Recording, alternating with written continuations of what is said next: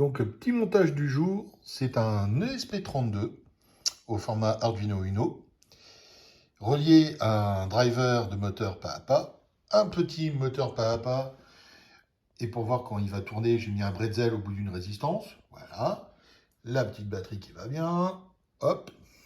Ici, on a un serveur MQTT, ça utilise le framework Hades, c'est un framework qui permet en JavaScript de créer des serveurs MQTT assez rapidement, et ça tourne chez les copains de Clever, voilà, et j'utilise le TCP redirection port qui permet de faire écouter un serveur autrement que sur le port 8080, et on peut faire tourner un serveur TCP, tout ce qui est autre chose que du HTTP, donc voilà, ça écoute.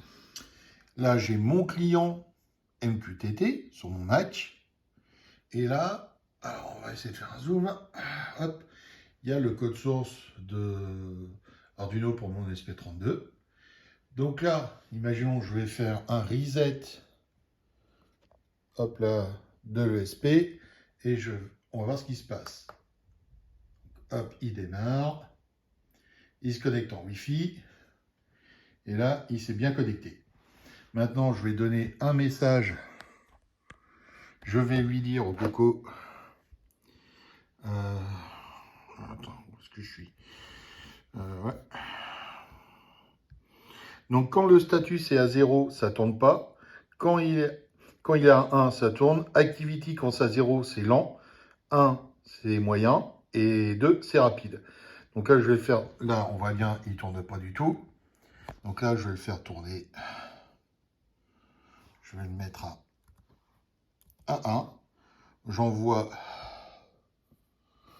le message. Et voilà. Mon bretzel est en train de tourner.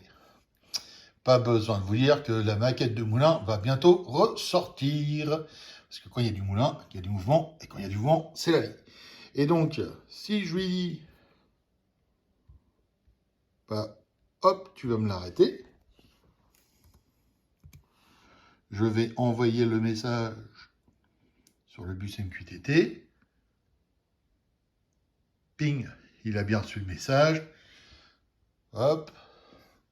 Lui là-bas, à chaque fois que j'envoie un message, il trace ce qui se passe. Voilà.